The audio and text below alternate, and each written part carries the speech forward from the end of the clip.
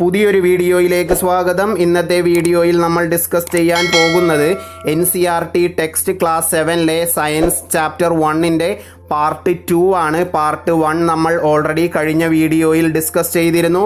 കാണാത്തവർ ആ വീഡിയോസ് കാണുക.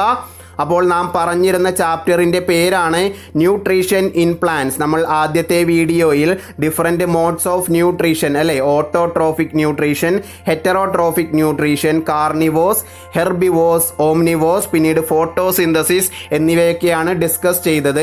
അപ്പോൾ നാം ആദ്യത്തെ വീഡിയോയിൽ വിശദമായി പറഞ്ഞിരുന്നു ഫോട്ടോസിന്തസിസ് വഴി നമുക്ക് ലഭിക്കുന്ന പ്രൊഡക്റ്റ് എന്താണ്, കാർബോഹൈഡ്രേറ്റ് ആണ്. എന്നാൽ കാർബോഹൈഡ്രേറ്റ് മാത്രമല്ലാതെ മറ്റു പല ഘടകങ്ങളും സസ്യങ്ങളിൽ നിർമ്മിക്കപ്പെടുന്നുണ്ട്. അതെല്ലാം എങ്ങനെയാണെന്ന് നമുക്ക് ഈ ചാപ്റ്ററിൽ നോക്കാം. ആദ്യമായി synthesise of plant food other than carbohydrate. അപ്പോൾ കാർബോഹൈഡ്രേറ്റ് അല്ലാതെ മറ്റ് ഫുഡുകൾ പ്ലാന്റിൽ എങ്ങനെ നിർമ്മിക്കപ്പെടുന്നു എന്ന് നോക്കാം. We have seen so far that photosynthesis can only provide us with carbohydrate which contain carbon, hydrogen, oxygen. അപ്പോൾ നമ്മൾ ഇതുവരെ പറഞ്ഞത് ഫോട്ടോസിന്തസിസിൻ്റെ പ്രൊഡക്റ്റ് ആയിട്ട് നമുക്ക് ലഭിക്കുന്നത് കാർബോഹൈഡ്രേറ്റ് ആണ്.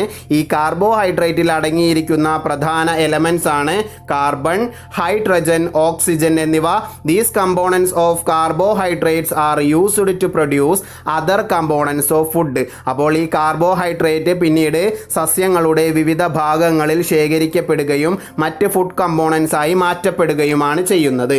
ഇനി but nitrogen substances containing nitrogen, protein, vitamin and minerals are also a substantial component of food. ഈ കാർബോഹൈഡ്രേറ്റ് അല്ലാതെ നൈട്രോജനിയസ് സബ്സ്റ്റൻസും ഫുഡിൻ്റെ ഒരു സബ്സ്റ്റാൻഷ്യൽ കമ്പോണൻ്റ് ആണ്. അപ്പോൾ ഈ നൈട്രോജനിയസ് സബ്സ്റ്റൻസിൽ എന്തൊക്കെ അടങ്ങിയിരിക്കുന്നു? നൈട്രജൻ, പ്രോട്ടീൻ, വൈറ്റമിൻസ്, മിനറൽസ് എന്നിവ അടങ്ങിയിരിക്കുന്നു. അപ്പോൾ കാർബോഹൈഡ്രേറ്റിനെ കൂടാതെ നൈട്രോജനിയസ് സബ്സ്റ്റൻസും ഫുഡിൻ്റെ ഒരു സബ്സ്റ്റാൻഷ്യൽ കമ്പോണൻ്റ് ആണ്. The second source of food for plant is from the soil which contains certain minerals like phosphorus, potassium, nitrogen, magnesium, calcium, sulfur and many other minerals present in dissolved form. അപ്പോൾ ആദ്യത്തെ പ്രധാനപ്പെട്ട source ഏതാണ്? സസ്യങ്ങളുടെ ഭക്ഷണത്തിൻ്റെ photosynthesis വഴി ഉണ്ടാകുന്ന carbohydrate ആണ്. എന്നാൽ പ്രധാനപ്പെട്ട രണ്ടാമത്തെ ഫുഡ് സോഴ്സ് എന്ന് പറയുന്നത് സോയിലാണ്. ഈ സോയിലിൽ അടങ്ങിയിരിക്കുന്ന ന്യൂട്രിയൻസും മിനറൽസ് ഏതൊക്കെയാണ്? Phosphorus, potassium, nitrogen, magnesium, calcium, sulphur. ഇവയെല്ലാം മണ്ണിൽ ഡിസോൾവ്ഡ് രൂപത്തിലാണ്, അലിഞ്ഞു ചേർന്ന രൂപത്തിലാണ് കാണപ്പെടുന്നത്. These minerals are absorbed by the plants from soil using the root hairs of the plant. പ്ലാന്റിൻ്റെ റൂട്ട് ഹെയർസ് ആണ് ഇതെല്ലാം മണ്ണിൽ നിന്നും വലിച്ചെടുക്കാൻ ചെടികളെ സഹായിക്കുന്നത്, പ്ലാന്റ്സിനെ സഹായിക്കുന്നത്. The nutrients required by the plants in large quantities are called macronutrients. അപ്പോൾ വളരെ വലിയ അളവിൽ ചെടികൾക്ക് ആവശ്യമായ ന്യൂട്രിയൻസിനെ പറയുന്ന പേരാണ് മാക്രോ ന്യൂട്രിയൻസ്. ചെറിയ അളവിൽ മാത്രം ആവശ്യമായ ന്യൂട്രിയൻസിനെ പറയുന്ന പേരാണ് മൈക്രോ ന്യൂട്രിയൻസ്. വ്യക്തമായി എന്ന് വിചാരിക്കുന്നു.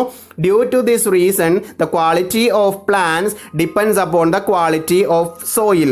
അപ്പോൾ പ്ലാന്റ്സിൻ്റെ പ്രധാനപ്പെട്ട ഫുഡ് സോഴ്സ് രണ്ടാമത്തേത് ഏതാണ് വരുന്നത്? സോയിലാണ് വരുന്നത്. ഈ കാരണം കൊണ്ട് തന്നെ ചെടികൾ നല്ല രീതിയിൽ വളരണം എന്നുണ്ടെങ്കിൽ ക്വാളിറ്റി ഓഫ് പ്ലാന്റ്സ് എന്തിനെ ഡിപ്പെൻഡ് ചെയ്തിരിക്കുന്നു? അത് വളരുന്ന സോയിലിൻ്റെ ക്വാളിറ്റിയെ ഡിപ്പെൻഡ് ചെയ്തിരിക്കുന്നു. To get good yields of plant it is necessary to take care of quality of the soil.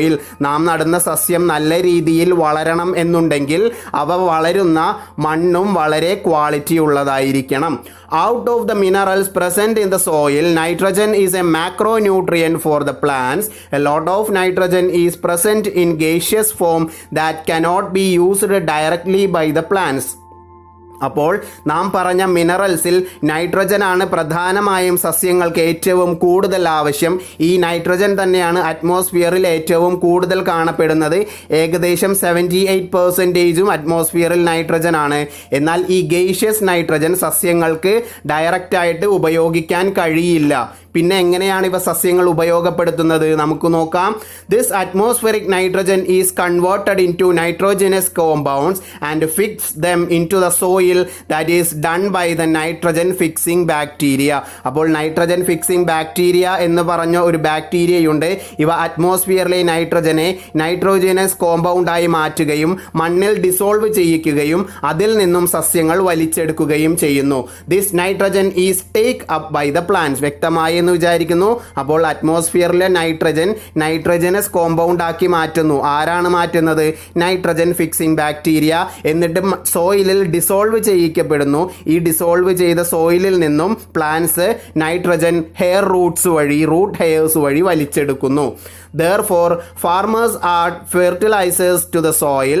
These fertilizers enrich the soil with additional nutrients like sodium, potassium, phosphorus, nitrogen that is in turn absorbed by the plants and is used to synthesize other components of food such as protein and fats. അപ്പോൾ കാർബോഹൈഡ്രേറ്റിനെ കൂടാതെ സസ്യങ്ങളിൽ ഉണ്ടാകുന്ന മറ്റ് food components ആണ് പ്രോട്ടീനും ഫാറ്റ്സും. ഇതെല്ലാം നിർമ്മിക്കപ്പെടുന്നത് മറ്റ് nutrients ആയ സോഡിയം, പൊട്ടാസ്യം, ഫോസ്ഫറസ്, നൈട്രജൻ എന്നിവ വഴിയാണ്.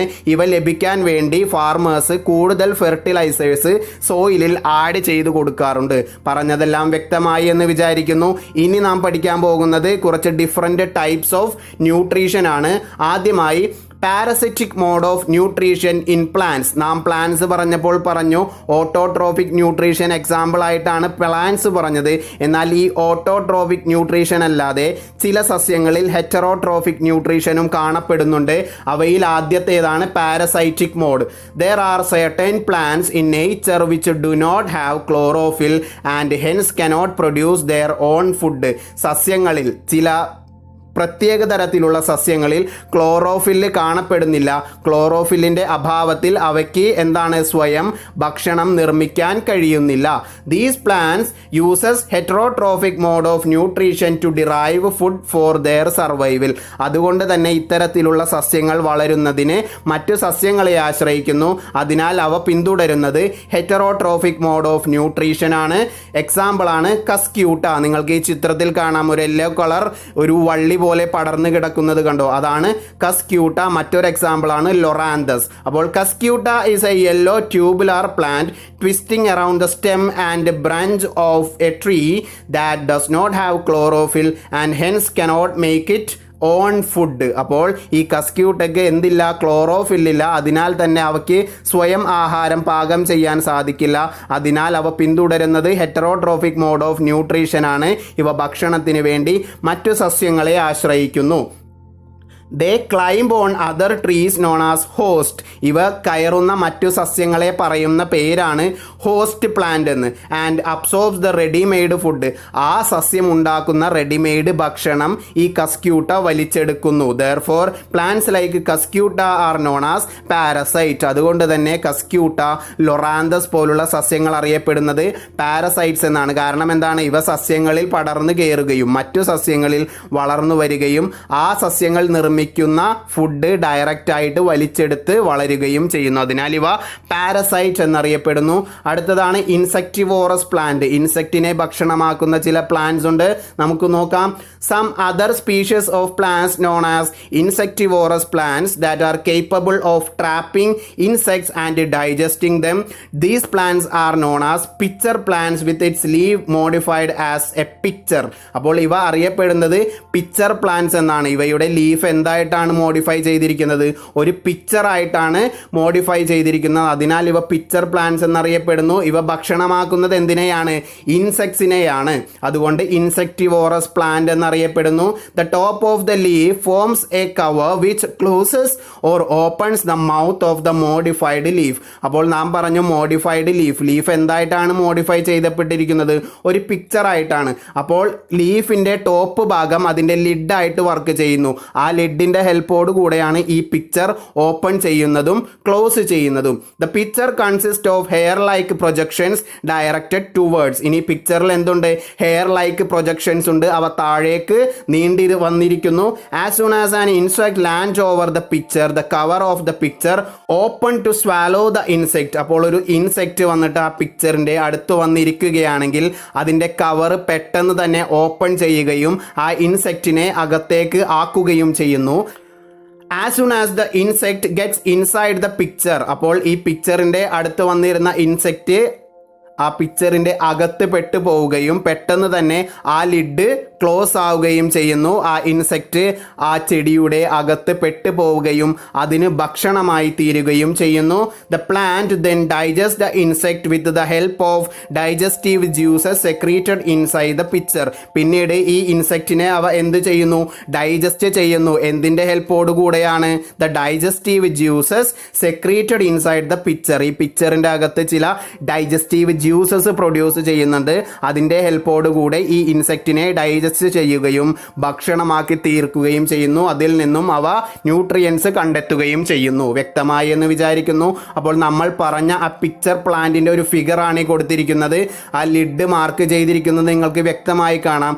അപ്പോൾ ആ ഭാഗത്താണ് ഇൻസെക്റ്റ് വന്നിരിക്കുമ്പോൾ ഈ ലിഡ് ഓപ്പൺ ആവുകയും അതിൻ്റെ അകത്തേക്ക് ആ ഇൻസെക്റ്റ് വീഴുകയും വീണതിന് ശേഷം ആ ലിഡ് ക്ലോസ് ആവുകയും അവയെ പിക്ചർ പ്ലാന്റ് ഡൈജസ്റ്റ് ചെയ്യുകയും ന്യൂട്രീഷൻ കണ്ടെത്തുകയും ചെയ്യുന്നു. വ്യക്തമായി എന്ന് വിചാരിക്കുന്നു.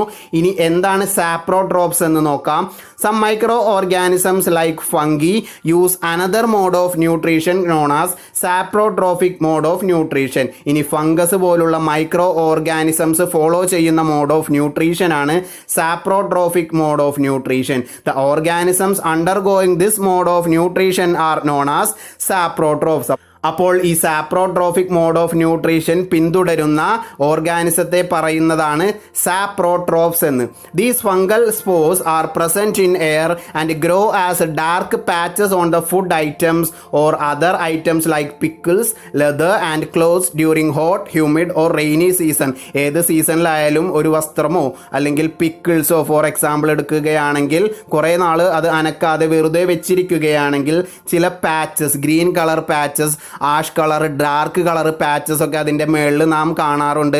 വ്യക്തമായി പറയുകയാണെങ്കിൽ ബ്രെഡ് കുറച്ച് നാൾ നമ്മൾ എടുക്കാതിരുന്നു കഴിഞ്ഞാൽ അതിൻ്റെ മുകളിൽ വളർന്നു വരുന്നതിനാണ് എന്ത് പറയുന്നത്? ഫംഗസ് എന്ന് പറയുന്നത്. അപ്പോൾ എന്തെങ്കിലും സാധനം, ഉദാഹരണം പിക്കിൾസ്, ലെതർ, ക്ലോത്ത് എന്നിവയൊക്കെ ഏത് കണ്ടീഷനിലാണെങ്കിലും കുറേ നാൾ അനങ്ങാതെ ഇരുന്ന് കഴിഞ്ഞാൽ അതിൻ്റെ മുകളിൽ ഫംഗസ് വളർന്നു വരുന്നു. They sit on dead and decaying matter where they germinate and grow. മാത്രമല്ല ഡെഡായ അല്ലെങ്കിൽ ഡീക്കേയിങ് ആയ മാറ്ററിൻ്റെ പുറത്തും ഇവ കാണപ്പെടുന്നു. അവിടെ കിടന്ന് അവ മുളച്ചു വരികയും പിന്നീട് അതിൽ നിന്നും ന്യൂട്രീഷൻ കണ്ടെത്തി അവിടെ തന്നെ വളരുകയും ചെയ്യുന്നു. They secrete a digestive juice that convert them to solution and absorb the nutrients. അപ്പോൾ ഈ ഫംഗസിൽ നിന്നും ഒരു ഡൈജസ്റ്റീവ് ജ്യൂസ് പ്രൊഡ്യൂസ് ചെയ്യുകയും അവ ഈ ഡീക്കേയിങ് അല്ലെങ്കിൽ ഡെഡ് മാറ്ററിലേക്ക് വീഴുകയും പിന്നീട് അതിൽ നിന്നും അവ ന്യൂട്രിയൻസ് വലിച്ചെടുക്കുകയും ചെയ്യുന്നു. അപ്പോൾ ഈ പറഞ്ഞതാണ് packet of mushroom, A mushroom growing on decaying metal. അപ്പോൾ ഒരു ഡീക്കേയിങ് മെറ്റൽ, ഒരു മഷ്റൂം വളരുന്നതാണ് നിങ്ങൾക്ക് ഈ ആദ്യത്തെ ഫിഗറിൽ കാണാൻ പറ്റുന്നത്. ഈ മഷ്റൂമും എന്തിന് എക്സാമ്പിളാണ്? സാപ്രോട്രോപ്സിന് എക്സാമ്പിളാണ്. ഞാൻ രണ്ടാമത് പറഞ്ഞതാണ്, ഞാൻ എക്സാമ്പിളായിട്ട് പറഞ്ഞ ബ്രെഡൊക്കെ കുറേ നാൾ ഇരുന്ന് കഴിഞ്ഞാൽ അതിൻ്റെ മുകളിൽ ഒരു ഡാർക്ക് പാച്ച് വരുന്നത്, അതും എന്തിന് എക്സാമ്പിളാണ്?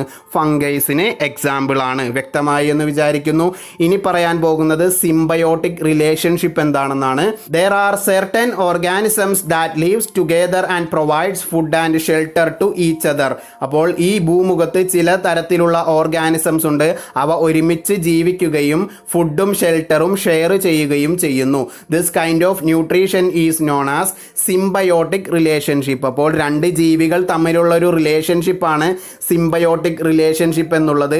അവ ഒരുമിച്ച് ജീവിക്കുകയും ഒരുമിച്ച് ഭക്ഷണം കണ്ടെത്തുകയും ഷെൽട്ടർ കണ്ടെത്തുകയും ചെയ്യുന്നു, പരസ്പരം സഹായിക്കുകയും നൽകുകയും ചെയ്യുന്നു. എക്സാമ്പിൾസ് നമുക്ക് നോക്കാം.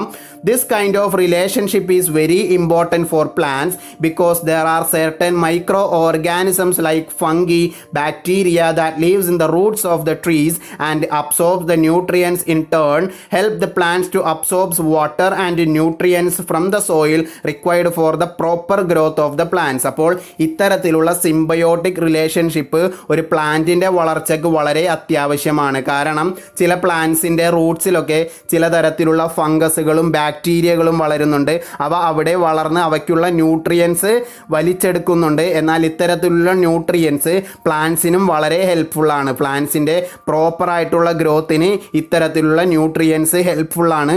അപ്പോൾ ഇത്തരത്തിലുള്ള റിലേഷൻഷിപ്പിൽ രണ്ട് ഓർഗാനിസത്തിനും എന്ത് കിട്ടുന്നുണ്ട്? ബെനഫിറ്റ് കിട്ടുന്നുണ്ട്. ഇവിടെ ഫംഗസ് അല്ലെങ്കിൽ ബാക്ടീരിയക്കും ബെനഫിറ്റ് കിട്ടും, അതുകൊണ്ട് തന്നെ പ്ലാന്റ്സിനും ബെനിഫിറ്റ് കിട്ടുന്നു. അത്തരത്തിലുള്ള റിലേഷൻഷിപ്പാണ് സിംബയോട്ടിക് റിലേഷൻഷിപ്പ് എന്ന് പറയുന്നത്. നിങ്ങൾക്ക് ഈ ഫിഗറിൽ കാണാം, lichen on the surface of bark of the trees. അപ്പോൾ ഇതും ഈ ലിച്ചൻ എന്ന് പറയുന്നതും ഒരു സിംബയോട്ടിക് റിലേഷൻഷിപ്പിന് എക്സാമ്പിൾ ആണ്. അതിനെക്കുറിച്ച് നമുക്ക് അടുത്ത സ്ലൈഡിൽ ഡീറ്റെയിൽഡ് ആയിട്ട് നോക്കാം. അപ്പോൾ ഇവിടെ നാം പറഞ്ഞത് ഫംഗസിനെയും ബാക്ടീരിയയൊക്കെ കുറിച്ചാണ്. അവ സസ്യങ്ങളുടെയും ചെടികളുടെയും ഒക്കെ റൂട്ട്സിൽ വളരുന്നു, എന്നിട്ട് ന്യൂട്രിയൻസ് അബ്സോർബ് ചെയ്യുന്നുണ്ട്. അപ്പോൾ ഈ ന്യൂട്രിയൻസ് പ്ലാന്റ്സിന് അവയുടെ ഗ്രോത്തിന് വളരെ ഹെൽപ്ഫുള്ളാണ്. ഇനി ലിച്ചണിനെ കുറിച്ച് നോക്കാം. An example is lichen where a symbiotic relationship exist between an algae and a fungus. ഒരു ആൽഗയും ഫംഗസും തമ്മിലുള്ള സിംബയോട്ടിക് റിലേഷൻഷിപ്പ് കാണപ്പെടുന്നതാണ് എന്തിൽ? ലിച്ചൺസിൽ. അത് എങ്ങനെയാണ് ഒരു സിംബയോട്ടിക് റിലേഷൻഷിപ്പായി മാറുന്നതെന്ന് നമുക്ക് നോക്കാം. The algae contains the green pigment called chlorophyll which helps the algae to produce food which is being provided to the fungi too. അപ്പോൾ ആൽഗയിൽ നമ്മൾ ഫസ്റ്റ് വീഡിയോയിൽ പറഞ്ഞു എന്ത് കണ്ടെയ്ൻ ചെയ്യുന്നുണ്ട്? ക്ലോറോഫിൽ ഉണ്ട്. അതുകൊണ്ട് തന്നെ അവയ്ക്ക് സ്വയം ഫുഡ് പ്രിപ്പയർ ചെയ്യാൻ സാധിക്കും. ഇങ്ങനെ പ്രിപ്പയർ ചെയ്യുന്ന ഫുഡ് ഈ ആൽഗെ എന്തിനും നൽകുന്നുണ്ട്? ഫംഗസിനും നൽകുന്നുണ്ട്. In return the fungi protect the algae from drying in sunlight by enclosing it inside. അപ്പോൾ ഇങ്ങനെ ഫംഗൈസിന് ആരാണ്? ആൽഗെ ഭക്ഷണം നൽകുന്നു. ഫംഗസ് തിരിച്ചെന്താണ് നൽകുന്നത്? പ്രൊട്ടക്ഷൻ. ആൽഗയെ പ്രൊട്ടക്റ്റ് ചെയ്യുന്നു. എങ്ങനെയാണ് പ്രൊട്ടക്റ്റ് ചെയ്യുന്നത്? ഫംഗസ് ആൽഗയെ കവർ ചെയ്യുന്നു. എന്തിൽ നിന്ന്? സൺലൈറ്റിൽ നിന്ന്. ഇവ സൺലൈറ്റ് അടിച്ചു കഴിഞ്ഞാൽ ഡ്രൈ ആയി പോകാനുള്ള സാധ്യതയുണ്ട്. അതിനാൽ ഫംഗസ് ആൽഗയെ കവർ ചെയ്ത് പ്രൊട്ടക്റ്റ് ചെയ്യുന്നു. അപ്പോൾ ഒരു മ്യൂച്വൽ റിലേഷൻഷിപ്പ് അവിടെ ഫോം ചെയ്യുന്നുണ്ട്. അതിനാൽ തന്നെ ലിച്ചൺ സിംബയോട്ടിക് റിലേഷൻഷിപ്പിന് ഉത്തമ ഉദാഹരണമാണ്. So algae provides food to fungi. Algae ഫംഗൈക്ക് ഫുഡ് കൊടുക്കുന്നു. തിരിച്ചെന്താണ് കിട്ടുന്നത്? Fungi provides protection to the algae. Fungus ആൽഗയ്ക്ക് പ്രൊട്ടക്ഷൻ നൽകുന്നു. Not only fungi, this relation also exist between and a bee and a flower. ഇത്തരത്തിലുള്ള റിലേഷൻ എന്തിലും നിൽക്കുന്നുണ്ട്? ഒരു തേനീച്ച അല്ലെങ്കിൽ ഒരു ഈച്ചയിലും ഒരു ഫ്ലവറിലും നിൽക്കുന്നുണ്ട്. അതെങ്ങനെയാണ് നടക്കുന്നത്? The bee helps the plant in pollination. കേട്ടിട്ടുണ്ടാകും ഈ ടേം എന്ന് വിചാരിക്കുന്നു. പരാഗണം എന്നാണ് മലയാളത്തിൽ പറയുന്നത്. അപ്പോൾ പ്ലാന്റ്സിനെ ബീ പോളിനേഷൻ നടക്കാൻ സഹായിക്കുകയും. എന്താണ് pollination? The process of transfer of pollen of one flower to another that helps in reproduction in plants. പ്ലാന്റ്സിലെ റീപ്രൊഡക്ഷന് ഹെൽപ്പ് ചെയ്യുന്ന ഒരു പ്രക്രിയയാണ് പോളിനേഷൻ. സസ്യങ്ങളെ പോളിനേഷൻ നടക്കാൻ സഹായിക്കുന്നത് ആരാണ്? ഈ ബീ ആണ്. Whereas the flower provides pollen grains and nectar to the bee. അപ്പോൾ ബീക്ക് തിരിച്ച് എന്താണ് സസ്യങ്ങളിൽ നിന്ന് ലഭിക്കുന്നത്? പോളൻ ഗ്രെയിൻസും നെക്ടറും ലഭിക്കുന്നു. അതിൽ നിന്നാണ് ഹണിയൊക്കെ പ്രൊഡ്യൂസ് ചെയ്യപ്പെടുന്നത്. അപ്പോൾ ഈ ബീ ആൻഡ് പ്ലാന്റ് റിലേഷനും എത്തരത്തിലുള്ള ഒരു റിലേഷനാണ്? അല്ലെങ്കിൽ ബീ ആൻഡ് ഫ്ലവർ റിലേഷനും ഒരു സിംബയോട്ടിക് റിലേഷന് എക്സാമ്പിൾ ആണ്. Atmospheric nitrogen cannot be used directly by plants for production of food. നമ്മൾ നേരത്തെ പറഞ്ഞിരുന്നു അറ്റ്മോസ്ഫിയറിലുള്ള നൈട്രജൻ പ്ലാന്റ്സിന് ഡയറക്റ്റ് യൂസ് ചെയ്യാൻ സാധിക്കില്ല. അതിനാൽ തന്നെ അവ നൈട്രജൻ ഫിക്സിംഗ് ബാക്ടീരിയയുടെ ഹെൽപ്പോട് കൂടെയാണ് ഈ നൈട്രജൻ സോയിലിൽ നിന്നും വലിച്ചെടുക്കുന്നത്.